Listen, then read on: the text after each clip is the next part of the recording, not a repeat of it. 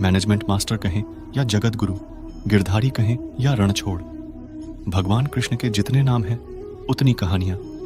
जीवन जीने के तरीके को अगर किसी ने परिभाषित किया है तो वो कृष्ण है। कर्म से होकर परमात्मा तक जाने वाले मार्ग को उन्हीं ने बताया है।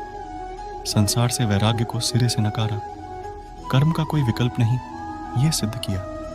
कृष्ण कहते हैं, मैं हर हाल में आता हूं, जब पाप और अत्याचार का अंधकार होता है तब भी, जब प्रेम और भक्ति का उजाला होता है तब भी।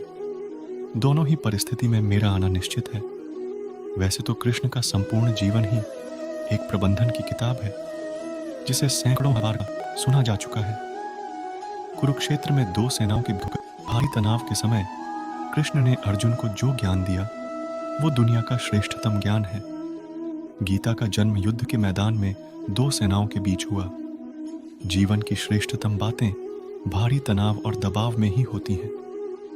अगर आप दिमाग को शांत और मन को स्थिर रखने की कोशिश करें तो सबसे बुरी परिस्थितियों में भी आप अपने लिए कुछ बहुत बेहतरीन निकाल पाएंगे।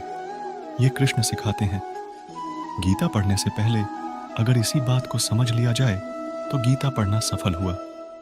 कृष्ण का जीवन ऐसी ही बातों से भरा पड़ा है। जरूरत है नजरिए की।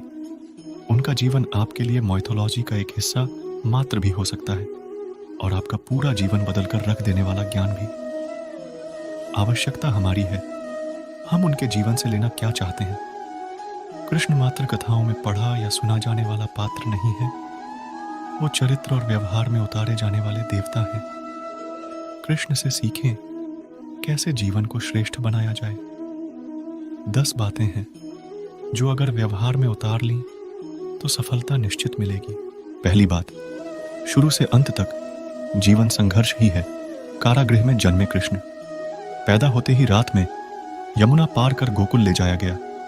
तीसरे दिन पुतना मारने आ गई। यहां से शुरू हुआ संघर्ष। देह त्यागने से पहले द्वारिका डुबोने तक रहा। कृष्ण का जीवन कहता है, आप कोई भी हो, संसार में आए हैं तो संघर्ष हमेशा रहेगा। मानव जीवन में आकर परमात्मा भी सांसारिक चुनौतियों से बच नहीं सकता। कृष्ण ने कभी किसी बात की शिकायत नहीं की, हर परिस्थिति को जिया और जीता। कृष्ण कहते हैं, परिस्थितियों से भागो मत, उसके सामने डटकर खड़े हो जाओ, क्योंकि कर्म करना ही मानव जीवन का पहला कर्तव्य है। हम कर्मों से ही परेशानियों से जीत सकते हैं। दूसरी बात है, स्वस्थ शरीर से ही विजय है। कृष्ण का बचपन माखन मिश्री खाते हुए गुजरा। आज भी भोग लगाते हैं हम, लेकिन यह संकेत कुछ और है। आहार अच्छा हो, शुद्ध हो, बल देने वाला हो। बचपन में शरीर को अच्छा आहार मिलेगा तो ही इंसान युवा होकर वीर बनेगा। शरीर को स्वस्थ रखना है तो बचपन से ध्यान देने की जरूरत है। ये पैरेटिंग के दौर से गुजर रहे युवाओं के लिए बड़ा मैसेज है। अपने बच्चों को ऐसा खाना दें जो उनको बल दे, सिर्फ स्वाद के लिए ही ना खिलाएं।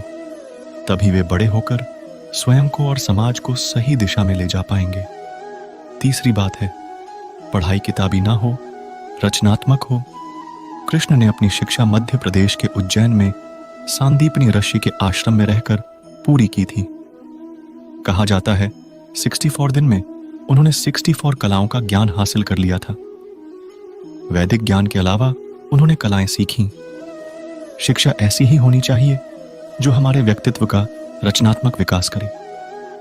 संगीत, नृत्य, युद्ध सहित 64 कलाओं कृष्ण के व्यक्तित्व का हिस्सा है।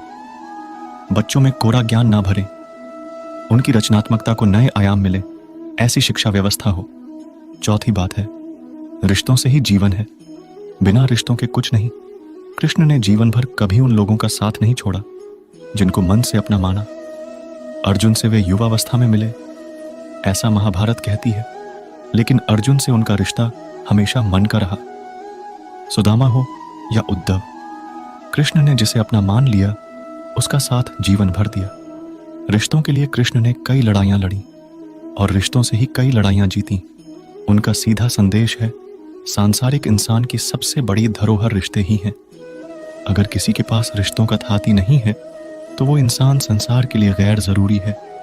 इसलिए अपने रिश्तों को दिल से जिएं, दिमाग से नहीं।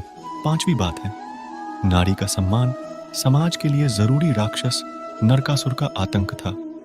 करीब 16,100 महिलाओं को उसने अपने महल में कैद किया था। महिलाओं से बलात्कार में उसे सुख मिलता था। कृष्ण ने उसे मारा, सभी महिलाओं को मुक्त कराया, लेकिन सामाजिक कुरीतियां तब भी थीं। उन महिलाओं को अपनाने वाला कोई नहीं था।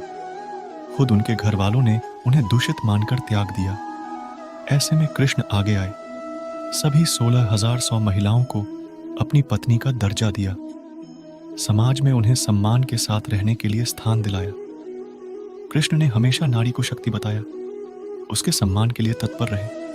पूरी महाभारत नारी के सम्मान के लिए ही लड़ी गई। सो आप कृष्ण भक्त हैं तो अपने आसपास की महिलाओं का पूरा सम्मान करें।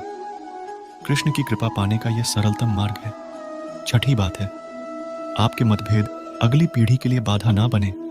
कम ही लोग जानते हैं कि जिस दुर्योधन के खिलाफ कृष्ण ने आजीवन पांडवों का साथ दिया, उसकी मौत का कारण भी कृष्ण की कूटनीति बनी।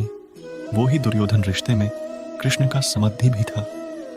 कृष्ण के पुत्र साम ने दुर्योधन की बेटी लक्ष्मणा का अपहरण करके उससे विवाह किया था, क्योंकि लक्ष्मणा सांप से विवाह करना चाहती थी, लेकिन दुर्योधन खिलाफ था। सांप को कौरवों ने बंदी भी बनाया था। तब कृष्ण ने दुर्योधन को समझाया था कि हमारे मतभेद अपनी जगह है, लेकिन हमारे विचार हमारे बच्चों के भविष्य में बाधा नहीं बनने चाहिए। दो परिवारों के आपसी झगड़े में बच्चों के प्रेम की बलि ना चढ़ाई जाए। कृष्ण ने लक्ष्मणा को पूरे सम्मान के साथ अपने यहां रखा। दुर्योधन से उनका मतभेद हमेशा रहा, लेकिन उन्होंने उसका प्रभाव कभी लक्ष्मणा और सांप की गृहस्थी पर नहीं पड़ने दिया।